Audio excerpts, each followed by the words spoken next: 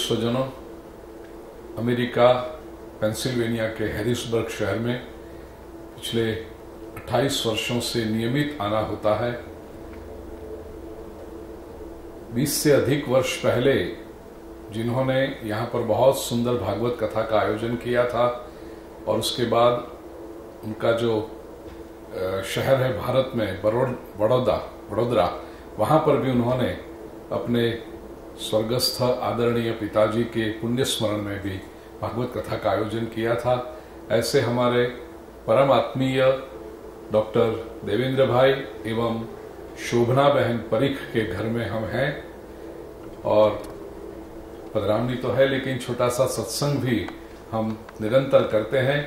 तो देवेंद्र भाई नए घर में बहुत बहुत शुभकामना। शोभना बहन, परमात्मा की अतीव कृपा बरसती रहे, प्रसन्नता तो हमेशा जीवन में है और अधिक सत्कर्म करने की ऊर्जा, प्रेरणा और शक्ति आपको प्रभु प्रदान करें और आपके जीवन में से प्रेरणा पाकर के और भी लोग सत्कर्म करने के मार्ग पर प्रेरित हों। प्रिय स्वजनों, पूरा उनका परिवार यहाँ पर है। स्मिता बहन है, देवेंद्र भाई के छोटे भाई की धर्मपत्नी, बड़ौदा से आई हुई है। सुरेखा बहन शोभना बहन की बहन है और हमारे पीयूष भाई सुरेखा बहन के पति हैं। और डॉक्टर प्रभा जी जिंदल बाल्टीमोर से यहाँ पर आई हैं। आज का सत्संग प्रभा जी का जो प्रश्न है उससे ही होगा। डॉक्टर प्रभा जिंदल, आपका प्रश्न जो हो बताइए। धन्यवाद। मेरा प्रश्न कॉमन सा ही है कि जो हम कहते हैं मैं क्या हूँ? मैं तो शरीर है, मैं तो सूक्ष्म शरीर है, स्थूल शरीर है, फिर माइंड है, सोल है। क्या है मैं? ये 2-3 चीजें आपने कल बताई थी। क्षेत्र है, फिर उसके बाद मन और हार्ट और ये सब हैं और उसके बाद आत्मा है। तो हम भगवान का अंश कौन सा है इसमें से? हम भगवान के अंश हैं, पर कौन सा पार्ट भगवान का अंश है, कौन सा पार्ट नहीं है उनका अंश? प्रिय सज्जन, यहाँ हैरिसबर्ग में प्रतिवर्ष भगवद गीता का एक अध्याय होता है। इस बार 13वां अध्याय क्षेत्रज्ञ विभाग योग पर प्रवचन चल रहे हैं और उस पर आधारित कल जो प्रवचन था उस पर आधारित बहना डॉक्टर प्रभा जी का प्रश्न है डॉक्टर जिंदल का। 3 प्रकार के शरीर जो हमने कल प्रवचन में विवरण किया, स्थूल शरीर, सूक्ष्म शरीर और कारण शरीर। सच पूछो तो ये तीनों है तो शरीर ही, और ये तीनों प्रकृति के अंश हैं। हाँ, यदि आप कहना चाहो तो कारण शरीर जो आत्मा है, जो इस शरीर में आकर के रहता है, सूक्ष्म शरीर और स्थूल शरीर में। परमात्मा का अंश कौन है, ये जो आपने पूछा, आत्मा परमात्मा का अंश है। आत्मा जो ऊर्जा है। अब तो मेडिकल फील्ड में है तो शरीर प्रकृति का अंश है। प्रकृति मीनिंग मैटर। 5 महातत्व, 5 बेसिक एलिमेंट्स, पृथ्वी, जल, तेज, वायु, आकाश। श्री रामचरितमानस में बड़ी सुंदर चौपाई है। भगवान रामचंद्र जी वाली का वध करने के बाद वाली की पत्नी तारा से, जब तारा बहुत विलाप कर रही है कि मेरे पतिदेव चले गए, तो भगवान राम जी कहते हैं कि क्षिति जल पावक गगन समीरा पंच रचित अति अधम शरीर है। ये क्षिति जल पावक गगन समीरा, ये 5 तत्व हुए। तो वो शरीर चला गया। वस्तुतः यदि इस शरीर को तुम अपना पति मानती हो तो वो तो तुम्हारे सामने है, क्यों रो रही हो? वो कहती है नहीं, शरीर तो इसकी मृत्यु हो गई। क्यों कहते हो कि शरीर की मृत्यु हो गई? कि उसमें से कुछ चला गया। वो जो कुछ चला गया, सोल, आत्मा, वो परमात्मा का अंश है। और वह ऊर्जा जब इस मटेरियल बॉडी में आती है, उससे ये मिट्टी का खिलौना नाच रहा है। अब आपका जो प्रश्न है वो पता कैसे चले, तो जिसको भी आप कहते हो ये मेरा है, वो आपका है, it is your possession, but वो आप नहीं हो। मैं कहूं कि ये शॉल मेरी है, तो इसका अर्थ ये शॉल मैं नहीं हूं। ये दुपट्टा मेरा है, इसका अर्थ ये दुपट्टा मैं नहीं हूं। ये कुर्ता मेरा है, इसका अर्थ कुर्ता मैं नहीं हूं, मैं उससे अलग हूं। इसी दिशा में यदि आगे चलते रहोगे तो ये हाथ मेरा है, इसका अर्थ हाथ मैं नहीं हूं। और अगेन हम देखते हैं, यदि किसी व्यक्ति के शरीर में हाथ को कुछ पीड़ा हो जाए, हाथ न भी रहे फिर भी वो आदमी रहता है। आंख मेरी है, इसका अर्थ मैं आंख नहीं हूं। आंख तो एक इंद्रिय है, आंखें चली जाने के बाद भी लोग रहते हैं। कान में सुनने की शक्ति चली जाने के बाद भी लोग हैं। पैर न रहे ऐसे लोगों को हमने देखा है। लेग को समझो किसी डायबिटिक कारण, ऐसी कारण एम्प्यूट करना पड़ा, तो पैर नहीं है लेकिन वो है। ठीक इसी तरह ये शरीर क्या है, वही सब इंद्रियों का तो मेल जोल है। तो इस शरीर चले जाने के बाद भी मैं रहता हूं। वो मैं कौन है, तो पूछिए अपने आप से कि आंख जो देखती है, असल में देखने वाला कौन है? आंख तो एक लेंस है, उसमें इमेज बनती है, the signals are sent to the brain, लेकिन वो इंटरप्रेट कौन करता है? आपके लिए तो बहुत सरल होगा बिकॉज आप डॉक्टर हैं।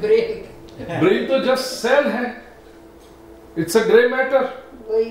तो क्या है वो जो इंटरप्रेट कर रहा है? वो मैं हूं, वो मेरा अपना स्वरूप है।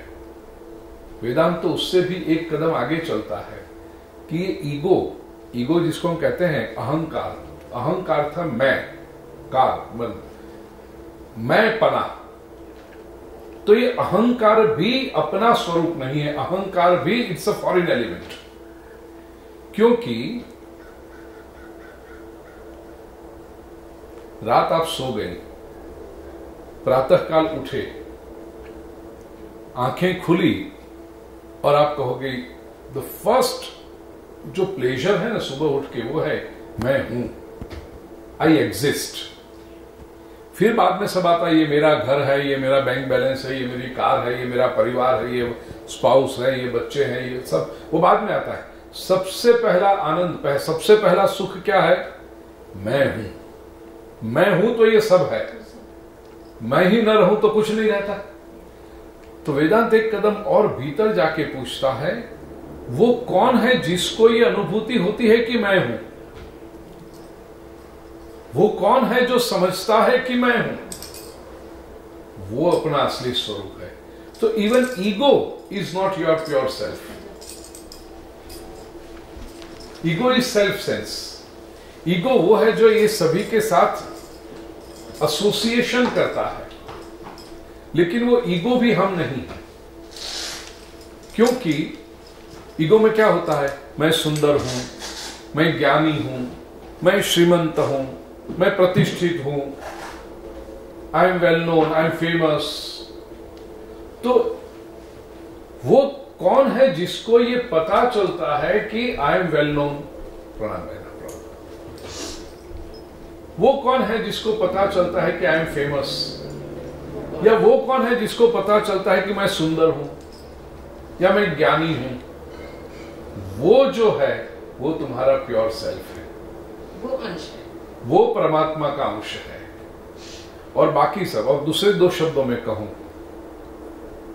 Being and becoming. जो भी बिकमिंग है वो प्रकृति है, और बीइंग है वो आपका अपना स्वरूप है। अहंकार भी बिकमिंग है। आप सोचिए कि कल मेरे पास इतना था, आज अधिक है। कल मेरे पास छोटा मकान था, आज बड़ा मकान है। कल मेरे पास छोटी गाड़ी थी, आज मेरे पास बड़ी गाड़ी। तो ईगो भी इन अ वे इट इज बिकमिंग। आनंद कहां है? आनंद बिकमिंग में नहीं है, आनंद बीइंग में है। तो बिकमिंग के साथ भी जिसने बीइंग को समझा, बीइंग को जाना, अनुभव किया, वो बिकमिंग की प्रोसेस में भी बीइंग को एंजॉय कर सकता है। जैसे कुछ लोग देखो जर्नी करते होंगे ना, तो हमेशा वो स्ट्रेस में रहते हैं, कब पहुंचेंगे, एक सिग्नल भी आ गया तो ऊपर नीचे हो जाते हैं, ओ 2 मिनट्स लेट।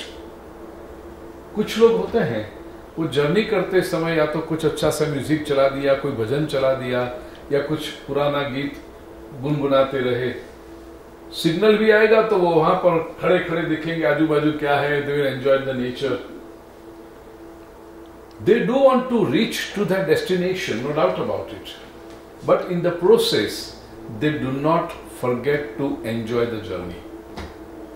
Becoming को करते करते being का आनंद लेना न भूलें। संसार में अधिकतर लोग क्या भूल करते हैं? They are so very focused on the becoming that they forget being in the process. इसी को हम कहते हैं सादी भाषा में कि पूरे संसारी लोग हैं। पैसा कमाना है, पैसा कमाना है, उसमें बीइंग को एंजॉय करना भूल गए। पैसा कमा लिया लेकिन वो वाइड आ गया। फिर पैसा कमाने से वाइड आता, कोई कहता है केवल कमाने से नहीं मिलता, कुछ अच्छा डोनेशन करो, ये करो तो आनंद आएगा, तो उसके पीछे भी भागे। लेकिन डोनेशन करके सम्मान चाहिए, उनको प्रतिष्ठा चाहिए, कौन शाल उड़ाता है, कौन ये करता है, तो वो भी बिकमिंग की प्रोसेस हो गई। बिकमिंग की प्रोसेस करते करते बीइंग को मत भूलना कभी। और ये जो बीइंग है वो परमात्मा का अंश है, इसलिए उसके साथ जुड़े रहो। अंतिम बात कह दूं, वेदांती बहुत सुंदर दृष्टांत देकर समझाते हैं। यदि आपने बचपन अर्ली इयर्स भारत में और वो भी रूरल इंडिया में बिताए होंगे तो आपने देखा होगा कि गांव में पनिहारी होती है, पानी भर के जाती है, एक मटका, उसके ऊपर दूसरा, कभी कभी उसके ऊपर तीसरा। अब ये जिसको आदत ना हो ना उसको तो टेंशन हो जाता है, एक मटका भी रहे तो गिर जाएगा, ऐसा होगा, ऐसा लगता है। लेकिन वो पनिहारियों को यदि आपने देखा होगा,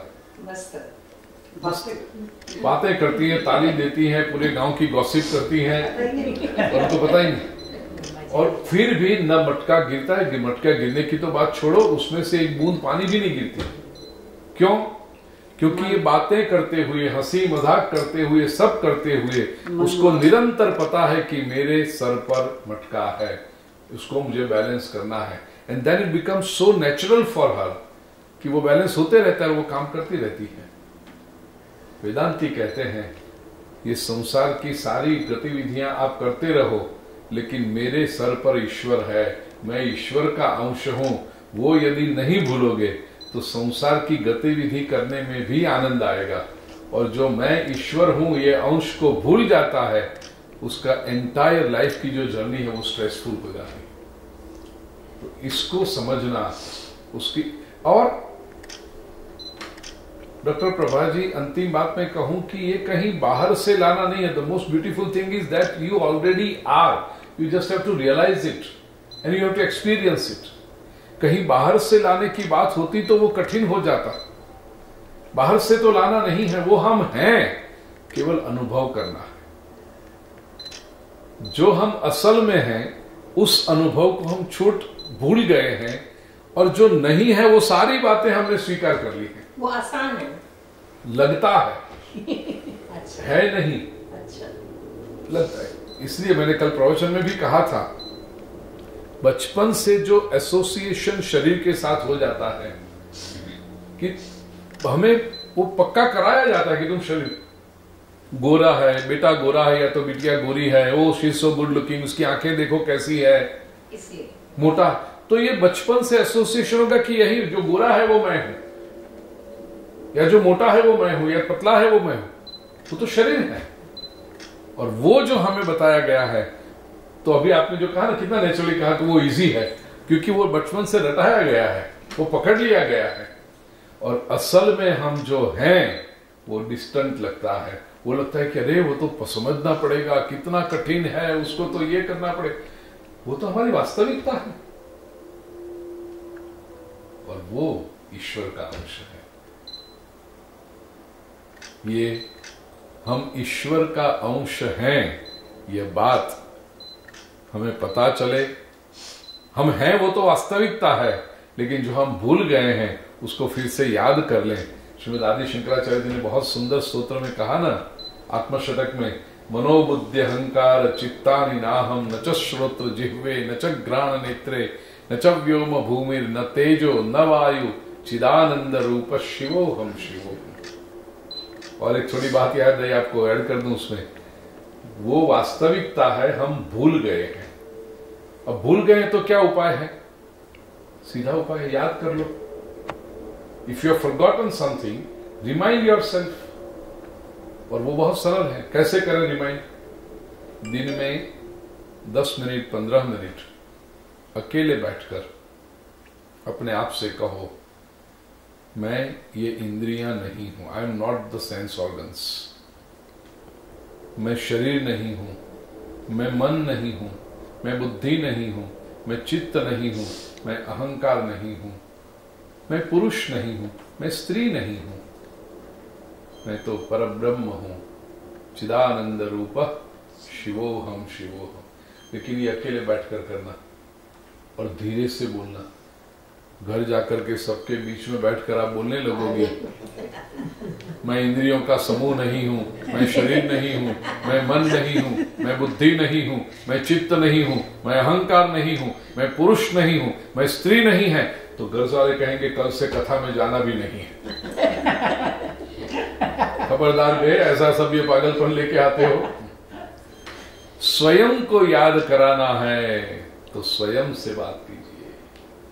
श्रीमद आदि शंकराचार्य कहते हैं, मनोबुद्धि अहंकार चित्ता, मन बुद्धि अहंकार चित्त हम नहीं, चिदानंद रूप शिवोहम। चित सच्चित और आनंद स्वरूप, ये हमारा असली स्वरूप है।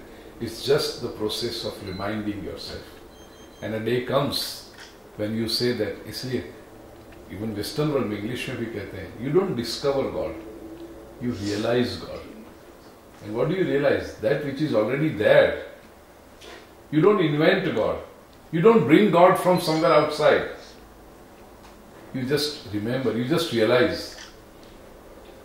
और वही प्रोसेस हमें करनी है। ये प्रोसेस करने में सफलता मिले, यही भगवान के चरणों में प्रार्थना करते हुए, देवेंद्र भाई, शोभना बहन, बहुत बहुत शुभकामना, बहुत बहुत आशीर्वाद आपसे। But to make quick question, I know this is a long way to go, but for our young generations, our kids, they don't believe in God, or it is so difficult for them to ask to convince or go towards the God. What as a parents we should do so they can able to just go towards the Piyush bhai, it depends what age group children you are talking to. well, If they are kids, meaning like 3, 4 years, 5 years, the best way is to teach them through stories. Kids love stories. And once these things are instilled in their mind, it becomes easier. Yes, in this modern society, especially in North America, where too many cultures are existing together, and entire education system is such that they are encouraged to ask questions, they are encouraged to challenge the authority, and that's the way they are trained. Not to take anything for granted, analyze first, doubt it, and then come to a conviction, understanding. For them, ask them questions, use their theory. How does this work? Even a simple car, when it works, there is some mechanism. So how does this world work? How does this body work? There are so many things which we have to admit that it is not in our control. When I talk to the youth, educated, professional, intellectuals, I ask them questions. That how does this happen? The world is not just a biogeochemical reaction. The world cannot come into existence, or the world cannot operate on its own.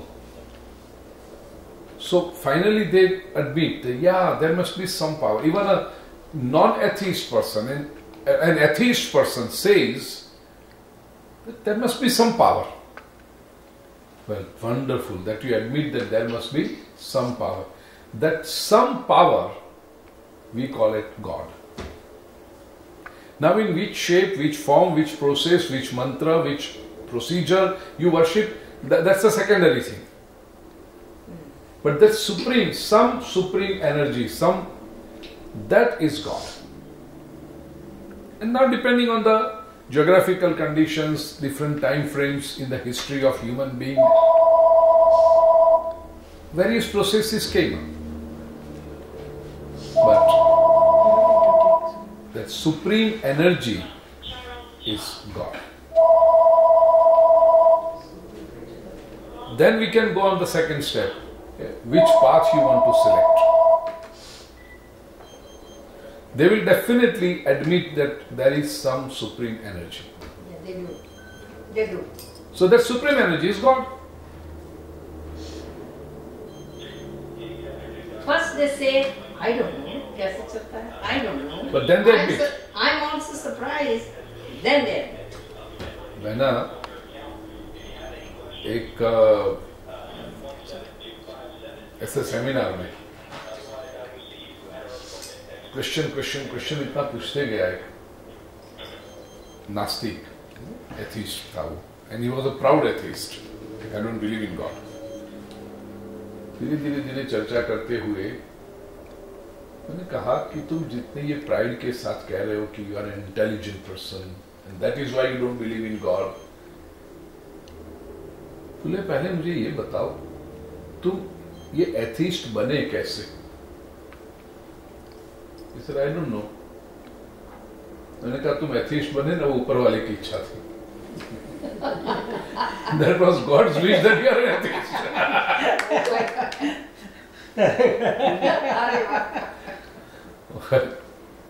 मैं बोलूँ जी.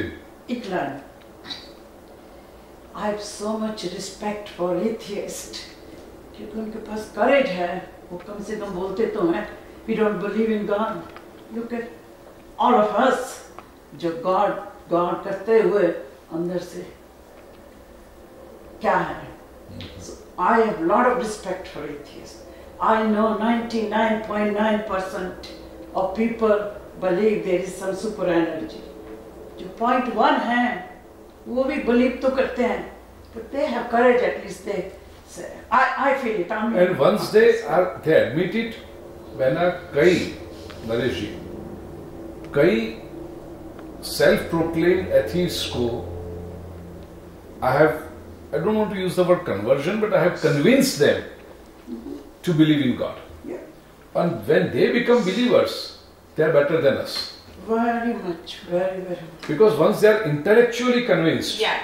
then they follow it through. That part is there, intellectual. दूसरी बात क्या है पीयूष भाई, कि when we say they don't believe in God, most of the times in Indian families, my observation is they do believe in God. They definitely believe in God.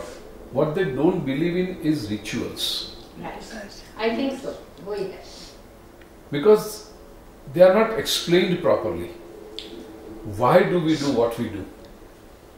And once they are explained to, they believe in God. They don't Because believe in that rituals. happened with one of my very close friends. He says I'm atheist. He doesn't come to any functions or mandir, but I know, क्योंकि इतना close friend है, he comes to temple when there is nobody. Exactly. He told us that I go to temple, but I don't go to the functions. So there are various reasons, and there cannot be a blanket answer that why, if they don't believe in God, then do this. No, it's not the over-the-counter medicine. It's a prescription.